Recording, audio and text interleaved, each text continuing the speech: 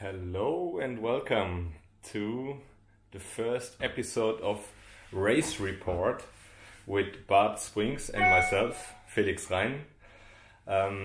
It's something we plan to do for a little while now, while we have no races. We thought the next best thing we can do... Oh, that wasn't great. The next best thing we could do is at least talk a little bit about the races we would normally be doing. And now I'm waiting for my co-host Bart Swings to join, and he should be with us in a minute. Let's wait for Swingsy. There he is. Hey Bart. Hey Felix. Good afternoon. Yeah, same for you. Same for you. Beautiful weather today, right?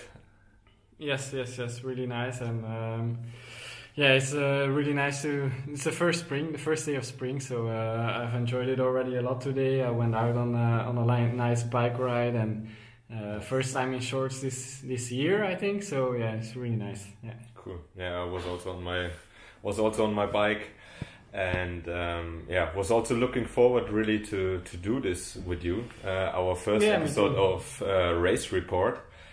And why are we here today? So normally we would have been at some event, some inline race somewhere on the planet, either Berlin Halfmarathon or Lagos, the event in Portugal, and Lima, of course, or Lima, the third option. So it wasn't really decided where we would have been going, but now, unfortunately, due to the current situation, none of those three is happening. So, we thought next best thing we can do is at least to talk a little bit about the events. And we choose the Berlin Half Marathon. Yes. I think it's three beautiful races out there. Lagos is and Lima. Lima is for the first time, and then Berlin Half Marathon. But I think I think both of us, we participated most in the Berlin Marathon, the half marathon. So let's talk about that one. But first, maybe some attention to the other two races, because they are both very special races too. Yeah, exactly.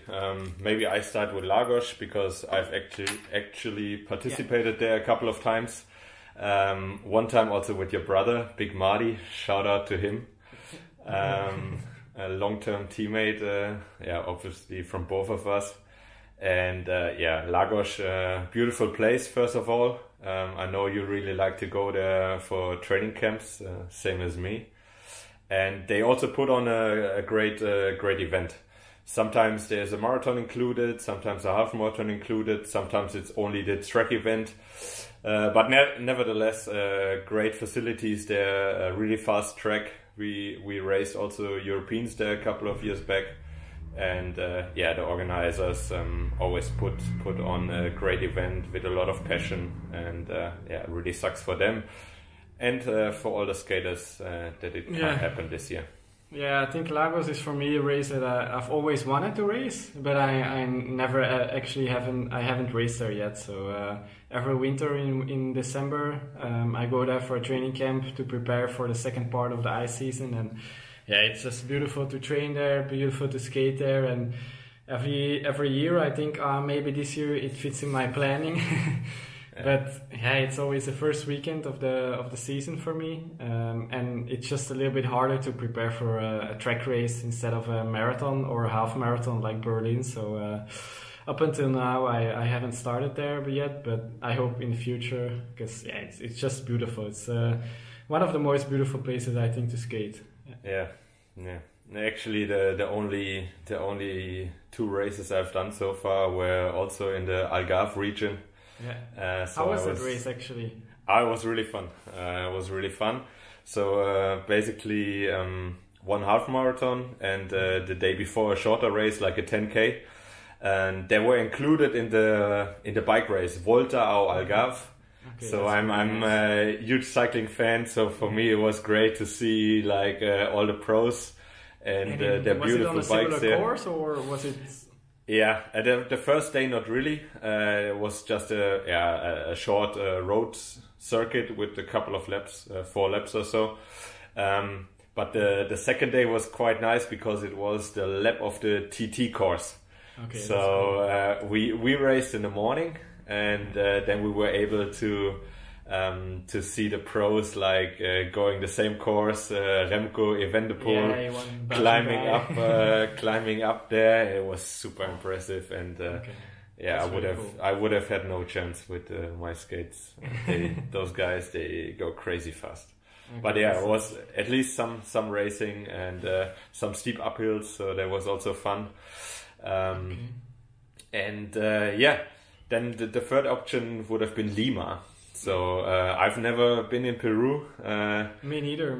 Yeah. I was actually looking forward to going there. The first time being in Peru, being in Lima. So also the organization. It was the first time that the World Skate organized a marathon, the Lima Open. So with a really good prize money also there. So yeah, that's true. $15,000 US. That's a lot of money impressive. For skating. That's impressive. Yeah.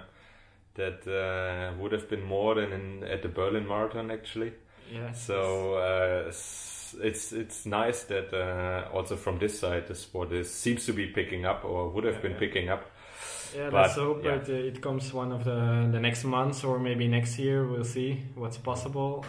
But it would be nice if those races are really coming. And also, I was really wondering who was going to be there. Of course, for the Europeans, it's a pretty far travel. But then you have the prize money, so I would have expected the good marathon guys to be there from Europe. And then, of course, Colombia is not too far. So plus the South Americans, definitely. Yes. So definitely. That would have been a hard race, I think. Yeah, it would have been nice to try that out. Yeah.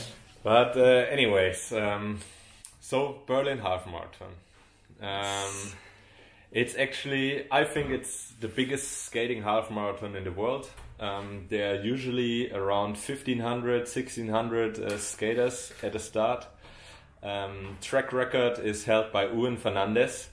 30 minutes and 11 seconds. Crazy fast actually for a half marathon. If you think about it. Fast. Berlin roads are always fast. Really early in the season also. I think you have to keep that in mind as well. So that's really fast. I know that it's always tricky because for the one part of the people who come from ice, it's straight after the ice season. Yeah. So there's always a struggle, especially for you and guys like Gary Heckman or others as well. Do you take a break and just race it out of your rest? That's usually how I do it, Yeah, and usually it worked for you. It worked in the past pretty well. I've done it now 3 or 4 times. I have to check how many times that I raced it until now. I think 3, and every single time, 4. And it's always I took 1 or 2 weeks break after my ice season. Yeah. And then you have 2 weeks to prepare, and that's not a long time. Right? No, but usually also the fitness from ice is still there, and then that's why I said before it's harder to prepare for Lagos than for the Berlin half marathon, because for the half marathon I just have to go on the roads and get used to the straightaway again, and then do some straightaway sprints. And then, once I get used to those 2 things, then you have something to play at those races. You have something you have some good cards for the Berlin half marathon, and usually I tried with my sprint if it was good enough, and my fitness should have been okay. So I remembered always the team meetings were quite funny because you said like everything is fine, but just no pack sprint. So true. Also for the guys who haven't been on ice, it's always tricky. Like what's the shape? It always depends. Like if the weather was good the weeks before or not. And I remember always for me either it was really good and I was on the podium or winning, or I was like really not in shape because I just couldn't skate enough or couldn't get enough had some really quality sessions. Good results there. So for me, what the weather is in Berlin, for me it feels like always the same. It's especially Berlin half marathon is every time that I've been there, it's like full blue sky, sun, But the race is in the morning, so it's under 10 degrees, super cold, and you don't want to start with shorts, long sleeves. So it was always super cold. Yeah, that brings me actually to my first little anecdote I want to tell you about. And it was a year before we were together in the team. Yeah. And I had two Colombian teammates with me in Berlin. And Nicolas Zamudio and Christian Diaz Granados. And you can imagine the Colombians are usually really bad with cold weather. And those guys, they were really like, before the start, man, can I race with jacket? It's too cold, it's too cold. Yeah. And I was like, no, guys, like, put off the pants, put off the jackets. Like, it doesn't work like this. You just have to push through it. Yeah, you have to push through it. But they were always struggling with that. Yeah, in the race it was never a problem for me, but afterwards, or at the start as well, it was super cold. And afterwards I start feeling like the cold, a little bit of a headache because the cold wind going through your against your head. So it's always hard the first race. Let's have a look at the past winners. I hope everybody can see this. We have some from a couple of years, or from most years, we have some nice graphics. So it starts with 1997, Sebastian Baumgartner, one of the guys who was actually commentating this year the Berlin Marathon, the live stream he did. Yep, yes. He did also win. Whoa, that's nice. 1997. Yeah, then one of the things like I was completely unaware of was that our old teammate Kalen Dubin, the man himself, actually won the Berlin Half Marathon 3 times. He got the most victories. Like, how impressive is that? Because later in his career he was really specialized in sprints, 300 meters mainly, and for him to be the guy with the most victories at the Berlin Half Marathon. I got a picture here for the people who don't remember don't know Kalen, or don't remember how he was when he was in 2002, I think. Yes, that's the year that he won. Please let us see that. This is him. Team Rollerblade. Hard to recognize him if you know how he looks now, but impressive. Yeah, he was. I remember those days from the Team Rollerblade. They were very strong. Maybe one of the strongest teams at that time in the peloton. So it's nice to look back at that.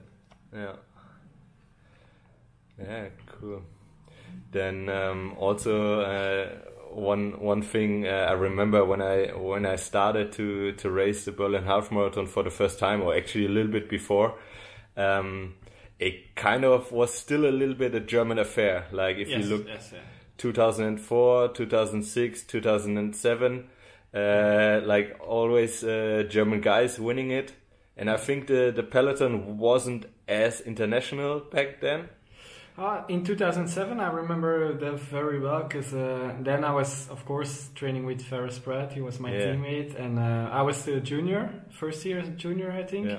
And he was doing races already in the beginning, early in the season, and he won. He got second. He got second in 2007, and against Niklas Kleeling. And I had to race the German guy, because he was also still junior. So that I remember that pretty well.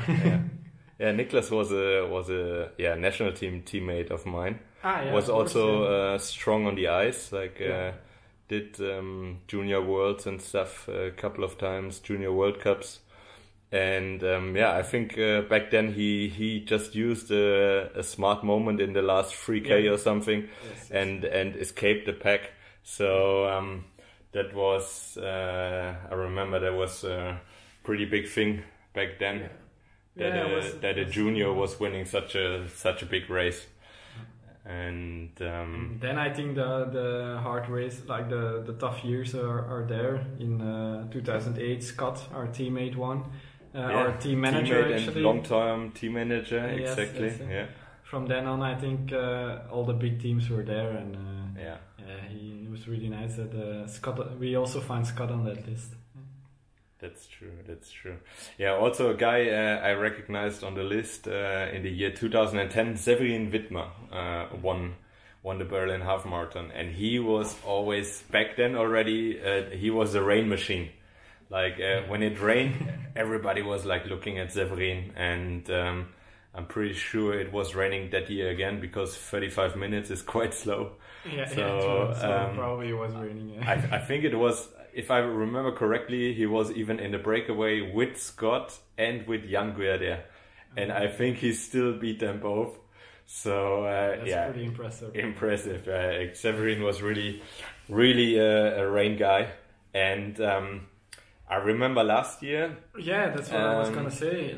He's still a rain guy, because last year he was back at the start. I think he was 1 or 2 years out of racing.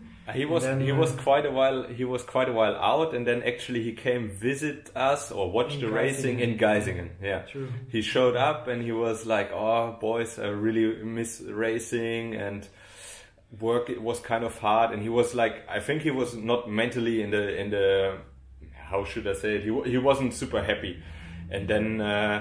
I kind of like, I felt for him, and I was like, yeah, maybe you can start skating a little bit again and just try to have fun.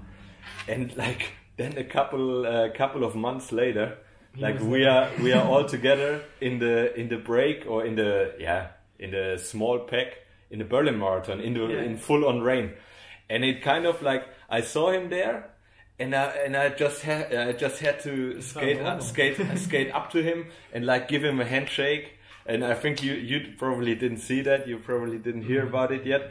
But I was just so happy to see him there, and that he was doing fine and doing good, and back racing with us, racing with the best. Because I remember he was in breakaways and stuff. He attacked the pack. In the beginning, the Berlin Marathon last year, I went. Yeah, first 2Ks, I wanted to see how I was skating, and it was super slippery. And I was doing a decent effort. And then it just, boom, he passed me and he went for a breakaway. Yeah. I was like, oh no.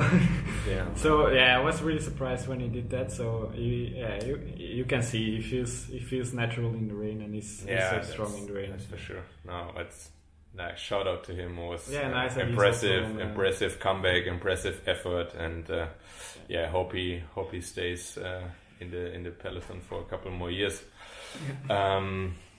Maybe we start with a little. Highlight clip now from last year. Yeah, sounds good. You were not there, but anyways... No, last year I didn't race. Let's look at some footage from last year.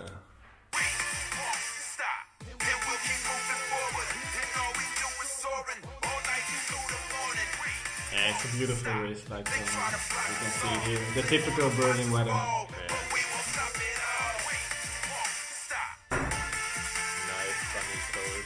Yeah, first time with our new teammate Timothy Dupuno, I see. Exactly, yeah. First race. Yeah.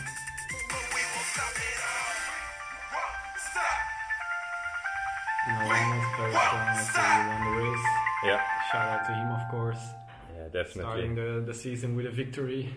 Yeah, he was like, I was in the race, and I have to say, like, he was really, really strong. Like I just couldn't follow his speed. I think, to be honest, I probably did a couple of mistakes, like leading up to the event. Okay. I don't know if you know the feeling, but you get nervous. It's the first big race, and the days before at home it was like a lot of rain, and I couldn't really do the sessions I wanted. And probably I did hit the gym a little bit too hard, like 3-4 days before the race, and then I was like already during the warm up. I could already feel my legs are still so heavy. And then it's hard. It's hard for a half marathon, because the pace is faster full, than full on from the start. You don't have the time to get used to it or to get into it, and exactly. that's also the first race, the Berlin half marathon. It's hard because a marathon would be easier, I think, because you have some time to get into it and to get used to the rhythm and the pace, and to race again in a peloton, because that's also not easy every year again, over and over again. So then boom, right into a half marathon. Everybody wants to win. Everybody wants to go hard. So that's I can imagine for sure. Yeah, it wasn't easy.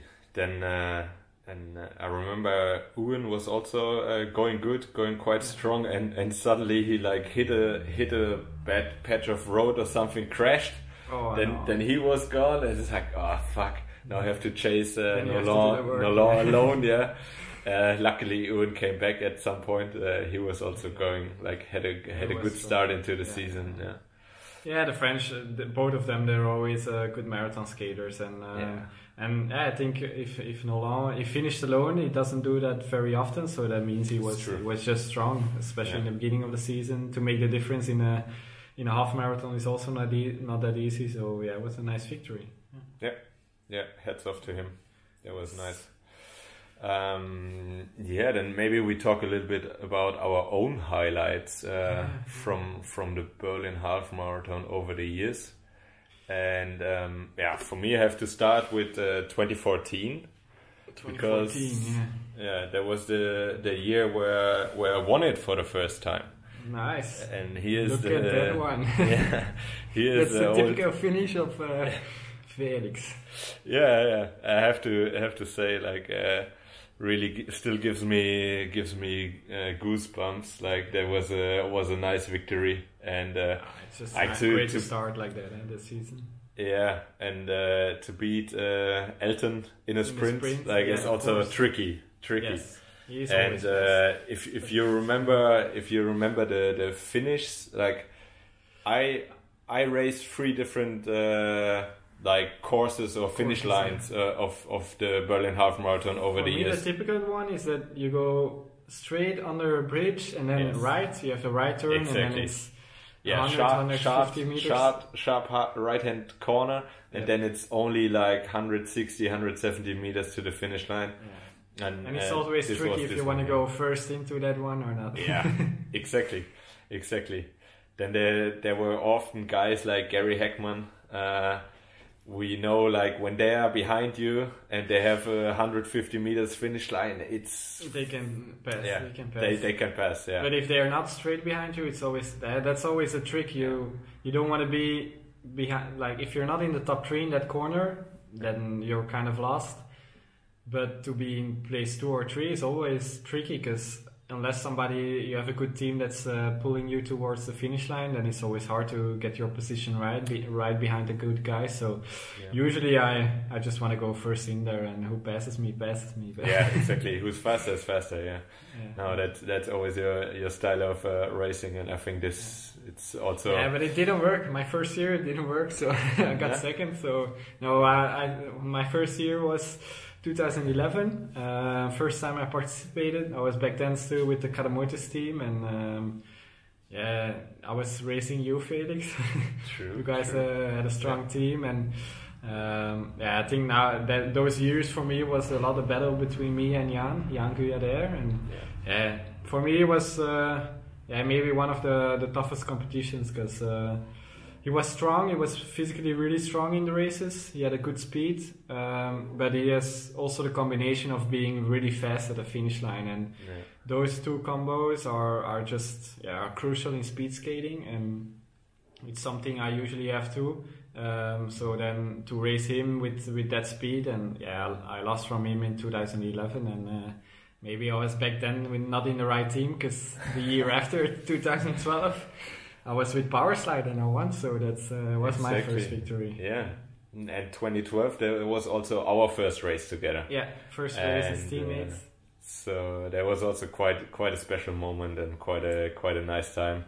Still remember, like, the first team meetings together, and everybody a little bit nervous. And I mean, obviously we knew each other from racing with each other for many years. But it's still a difference to be in the same team and working for each other or working together. And it was I think the beginning of a really nice era, I would say. And to start off with a victory straight away, and I mean that's always.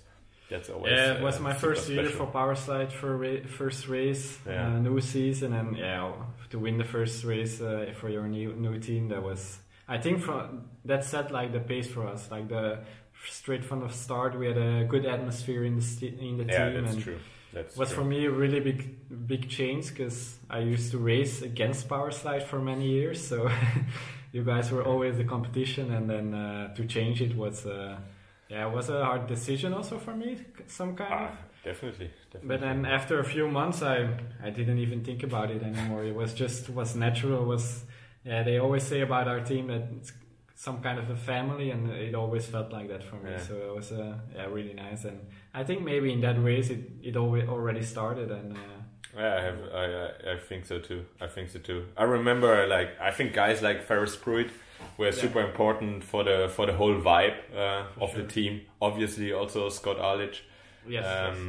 Was also one of the best team managers there is. Definitely was a key to success, I would also say, because was always bringing the guys together and also the girls.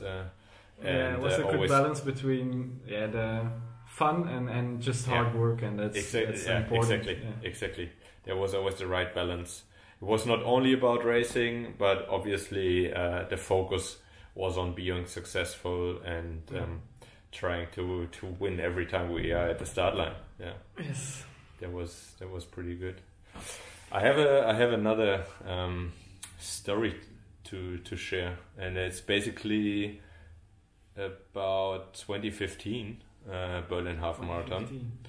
So that was in the rain, and as you can see with the pictures, it ended pretty well for me. A good finish, yeah, because I won this one, so back to back.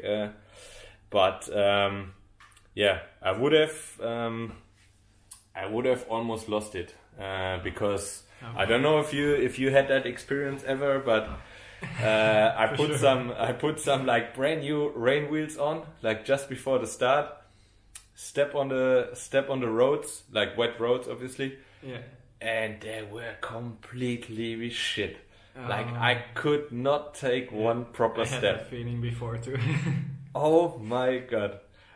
Like really, it was so horrible, and I had only like 10 minutes to go before the gun went off to the start.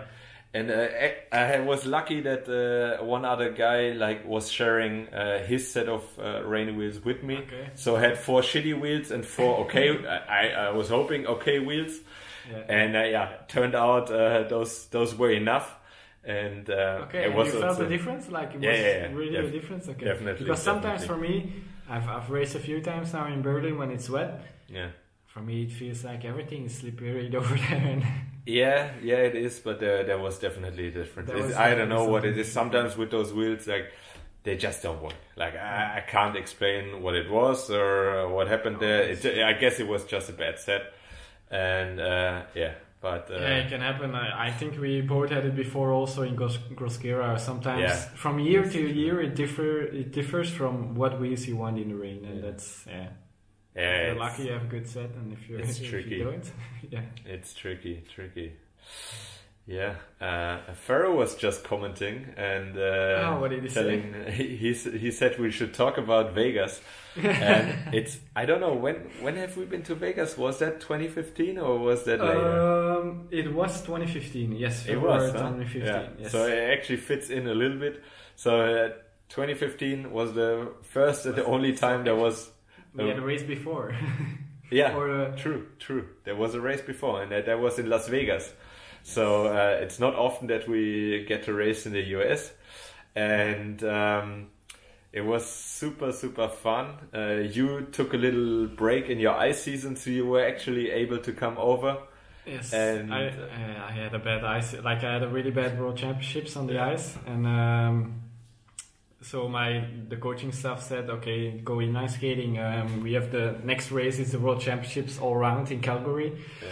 You can fly first to Vegas to have some inline races, and then you go straight to Calgary. And it was for me, it's maybe the most fun trip I've ever had on skates. Of course, it was early in the season. Like I was focused most on skating, ice skating.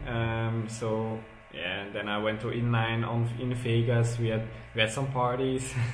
We had some good races as well. The first races on 125. We smoked everybody with the 125s because they were just so fast. And then, I went back to ice and I got fourth at the World Championship. Yeah, that was so was not bad. I still remember your 10K. I think you beat Sven Kramer, right? Who? Or you got really close. Like, I got really close. I think I don't know if you beat him Alexis or it was... Pontin on the 10K. Yeah, but I think for me that really opened my eyes and showed me also like how important the head is. So, because for sure. I mean, in theory or practically, like Vegas wasn't the perfect preparation. Like for sure, we trained there, we raced there, but it was just a super good vibe with the team, like with Farah, with Erica, with Kathy, with Scotty, Leticia was there. The guys from Matter. The Matter guys were there. Like, it was. Yeah, like you said, just awesome vibe, awesome event, and then just a little bit later you go to Calgary and boom, like it was back into the rhythm. Yeah. It just shows that nice. The mind is so important too. And exactly. I really hope we have in the future some more races in Vegas or indoor races. We did indoor there, we did outdoor, and a marathon. Wow. It was so much fun. That's true. The indoor was not great because I almost crashed every race or I got disqualified. So, but outdoor I was better. The indoor also really made me struggle. Like indoor on 125s back then, that wasn't easy. Wasn't easy. But maybe it was good for my corners to get used to it again. True. Yeah. No, I mean I think technically it was probably really good to do a bit of indoor. Yes. Okay, back to Berlin. I got a picture from 2017, I believe. Oh, yeah. Look that at was this. A nice race. That race, Ewan was super strong. I think it's the year. I think it's the record of the Berlin half marathon. Yeah, it could be. 30.11 seconds. So. Yeah, it was. I think we had a pretty early breakaway already, me and Ewan, and we just pushed it. I came back from ice. I think Ewan was back into the team. The years before he wasn't anymore, I think, and then he was back in the team, and you saw he was ready for the season, and he wanted to go and he wanted to show again and how strong he was and. It was also the season, I think, with the World Games. So, of course, it's always an important season for the ice skaters. And, Ewan was pretty strong in that race. And, we pushed it until the end because we knew it was going to be you were just the perfect duo. Like, basically, it was clear from the start. It was actually often in Berlin was like this. Like, first attack, boom, sticks. Yeah. It was for quite some years it was like this, and I remember that year it was also the same. You guys just basically 500 meters after the start, like a motorbike, boom, going to 50 and see like everybody dropping off the back. Yeah, it was quite impressive to see. It's always fun to race with it when. Long-term teammate from us, and great guy, and obviously like when he's in shape, he's super strong. Massive machine. Yeah. But maybe we should talk first about 2013, Felix. What happened there? Oh yeah, 13. You remember? Yeah, I mean that was actually I call it my fuck up year because 13. So we were in the team. Ewan was also with us. Yeah, I think so. Yeah, Ewan was there. Yeah. So we had a full team there. I think we were on paper the strongest team, and I got in the breakaway. I don't know if I was only with Levra or if there was somebody else there. I think it was only with Levra. Yeah. So I'm not sure. Maybe even Severin was in there. No. Maybe. I think some guy of the team of Severin was in there. Yeah, maybe. Yeah. So 2 or 3 guy breakaway.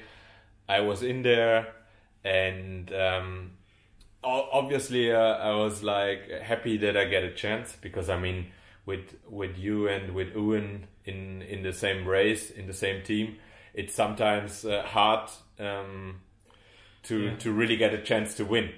And at that moment I was probably a little bit too happy and too motivated to push the breakaway and to make sure that we go to the finish line. And probably worked a bit too much. And what should I say? Lost the sprint against Julien Levrat from France. And this was a big learning lesson for me. Yeah, because like 9 or 10 times you should beat him. I think especially your sprint the last years is so fast that you won the year after against Elton.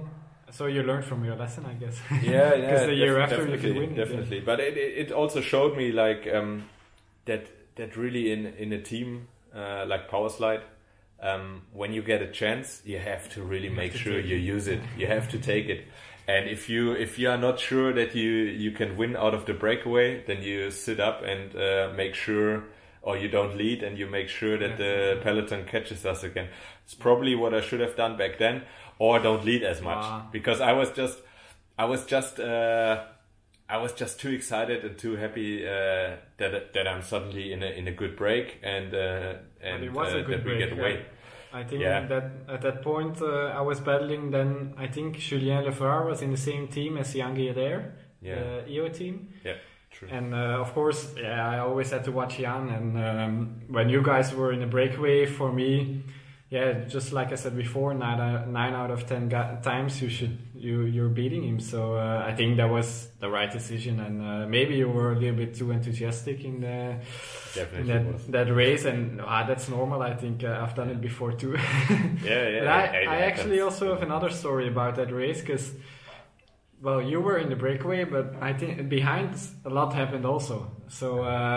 For a few years now, I have nightmares. Like I have a nightmare about Berlin Marathon, that I'm going into the wrong direction and I have to find my way through Berlin to the finish line and to make sure I win. So I think I have it now for a few years. And suddenly, when we were preparing this race report, I figured out in 2013, we were chasing, and the chase actually got into the wrong turn. We went straight, or the other guys went straight, and right at the right moment, I saw, they're going wrong, and we have to go left.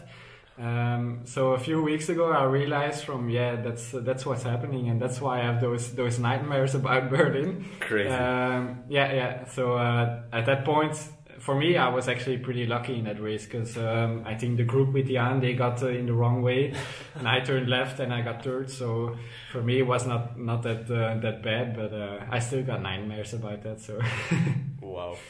Yeah, actually a similar thing happened to me also one time in Hamburg, also at a half marathon there, and I was solo in front, and some police guy put me in the wrong street.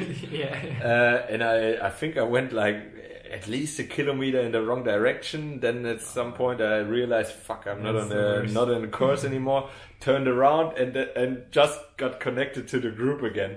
Okay. I still won it, but wow, that's I can understand your nightmares. Like that's really, you don't have that? No. every skater's worst nightmare, I would say. Yeah, I think so too. Okay. Yeah. Which one next? I think I would still like to talk about 2018. 2018. Yeah, yes. You were not there. No. But I was at the start line, and Nolan was at the start line as a world champion, marathon world champion. Gary Heckman was there. So lots of good guys. Really good guys. And it was like quite a surprise winner, because I remember when I saw the picture, I was like, whoa, did he beat them all in the sprint? Right? Yeah, so the guy celebrating is Sebastian Meersch, and he's my club mate, and we train a lot together,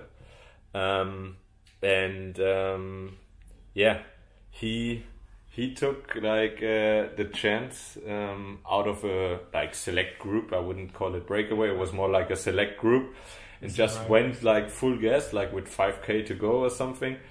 And it was like Gary was looking at Nolan was looking at me. And I think those guys, they didn't realize that I have a connection to Sebi. And I didn't feel great that day anyways. Like, I felt like I wasn't comfortable. So I was like, I'm not going to win the sprint today anyways. So I'm not chasing. And then somehow Sebi like really pulled it off. And his biggest win so far. And, I was also happy when I saw that. It's from time to time it's nice when like an outsider is like playing a little trick. Almost every finish, when you have a sprint finish, some kind of attack like that is happening. Like the last 2-3 Ks, somebody tries, and if no team steps up, then they win. And it's all about the right. It's all about the right moment. And I mean, you need to be in a decent shape. Like you can't go 5K without being like super strong, and Sebi had a really good day and actually pulled that one off. So this was also one of my highlights, I have to say, from the last years. And then obviously the last year we showed it already, but Nolan finishing quite nice victory. Because that's also the first time with the new finish line. Yes. So basically very similar to the big Berlin Marathon. Okay. Just only like 150 meters after the Brandenburg Gate. So it's a little bit shorter. So a little closer. Okay. Yeah, so it's you don't have the right long after straight. the couples. Yeah. Right after the couples. Okay. That makes sprinting harder for next year. It makes a sprint super tricky, but it's also nice for the public. And there were always, you know it from September always, there are lots of people there, lots of people watching, and I think it was a good decision to change the finish line. It makes great pictures too, as we could see, and I got second, so still not a bad one. Timothy Lubino, our first race together, was a great help, and and the girls were great. The girls had a 1-2. Powerslide girls. Nice. Who was it? Who was skating? Chloe and Kathy. Kathy. Okay. Yeah, and they really dominated the sprint. So basically, they could choose who wins. So that's always nice. That's really nice. Yeah, they dominated a lot in the girls, and especially in the marathons, they're super strong. Our Powerslide team members, and now in Berlin again, also 2 of them on the podium. So also, I mean, we can look again a little bit on the winners from the past. Also in the women's side, like really impressive names. Yes. Cecilia being up there. Winning Kathy, I think she got it 3 times. I don't have the recent years. Always up there. Jana Gegner, obviously from Berlin. She had for a while always the victory in Berlin. Our Belgium girl Hilde Grover, she won. Yeah, I guess it was also in the rain. It must have been a rain race. She's also one of those like super specialists. I would say. In the rain, yes. Very impressive. Okay, then we are already talking for 45 minutes, and I don't know if you have more stuff to add, or if we should maybe call it a day for the first episode. Yeah, maybe it was a good episode, I think. And, I think so. Not a bad start, right? Yeah. No, and I'm looking forward already to the next ones, and maybe also we can look for some questions for next. If people have questions for the next sessions or the next races, they always can drop it in our direct message, and exactly. Send us a direct message. Or just ask in the live chat. Today we didn't. One of the questions I saw, and a few guys asked me, or that I saw coming by during our talk, was what kind of training we're doing now. Oh yeah. Actually, I wanted to talk to you about this too, but I forgot in the beginning. Okay. Because my question for you would have been that you tell me about one training session you did this week. It doesn't have to be like a super strong one. It can be also something funny that happened, or something where I don't know, something special. Oh yeah, I have one, I think. Yeah. Yeah, I don't remember if it's Thursday or Wednesday. I think it was Wednesday. Yeah, of course we're in lockdown in Belgium as well, so we can still go outside and train, and we're allowed to skate with or train with one person. So you can have like a training buddy. Of course, for me that's Jason Suttles. Our teammate. He was our new teammate, yeah, because he used to be junior, and from this year he's going to be senior. So it was our first training, I think, together this year. Okay. Because on the inlines, because I've only been training this week for the first time again. So and he was also on ice. He was also on ice, yeah, but he was a little bit less long on the ice, and so he was already skating for a longer time. Mm-hmm. And we did a straightaway sprint session. I felt actually pretty good already. I think we kind of did the same preparation as if we would have gone to Lima or the Halfmarathon in Berlin. And we actually went pretty good. I was surprised by it. And then we were cooling down, and suddenly I was leading, and I saw in the shadow, boom, he dropped off. And I looked back, he literally crashed. So we had our new skin suits for this season. We had them on. And so the first skin suit of the team is broken already, and luckily he didn't have any injuries, so he was okay. Just a little bit of a scar on his hand, but it was actually okay. He said he was just not paying attention. So that's I think happens with him quite often, but yeah, it can happen. Still. Yeah. Jason Suttles, great guy. Strong, I had already last year. We were together in China for the World Cup there in Harbin, yes. And it was like really, really funny because first time for him. I think first time in Asia, or I don't know. I think so too. Yeah, and so everything new, and like for him, I think he had like a plate of shrimps or something in front of him, and he had like no idea how to peel them, how to eat it, but it was all. Everything super, super funny, and Timothy was also there, and they were rooming together. They were a great duo. Yeah, they had fun together. Yeah. It was real funny. So what about you? What was your special training this week?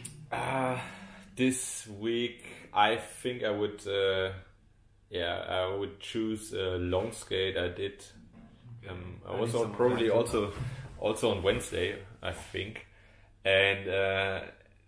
It was special for me because I learned something from it again, and because the whole time now I was skating on old wheels because you know how it is, you don't race, so you don't really get new wheels, and but I did like what training wheels you're gonna use. Yeah, exactly. So I really had a hard time to find any decent wheels. So in the end I was just like fuck it, and I need some new ones. Like the shape of the old ones, they were really flat because with the 125s they don't get like 110s. They don't get like this, but they are super flat. I think it's just because we skate less corners with them. Yeah, probably. Yeah, because the whole time straight line. Yeah, and I could feel that I didn't feel comfortable on them anymore. So new ones on. And went for 90 minutes, and it was like so much easier. Like I could skate much better technique, actually way better feeling on the edges again, and just like learning experience for me. That for me it's like the bite you have when you put new ones on. It's not so when you skate a lot on used wheels, they get smoothened out or a little bit rough, and when they're new, they just bite, and you can push harder, and I love it to skate on the new ones. Yeah, it's true. So what ways would have chosen for Berlin Half Marathon? That's the material of choice. Material of choice for me, obviously 125s. Yeah, and that's obvious.